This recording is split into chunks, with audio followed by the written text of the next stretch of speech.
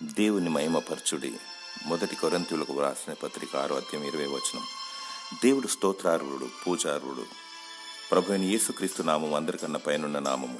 ఆయన దైవ స్వరూపి అయినప్పటికీ మానవ పోలికగా పుట్టి దాసునిగా మారి విధేయతను చూపి తగ్గించుకొని తన అపారమైన ప్రేమ మన పట్ల కనపరచెను. అందుచేతను పరలోకమందే గాని భూలోకమందే గాని భూమి క్రింద ఉన్నవారిలో గాని ప్రతివాని మోకాలు యేసు నామమును వంగునట్లు ప్రతివాని నాలుకయు దేవుని మహిమార్థమై యేసుక్రీస్తే ప్రభు అని ఒప్పుకొనున్నట్లును దేవుడు ఆయనను అధికముగా హెచ్చించెను.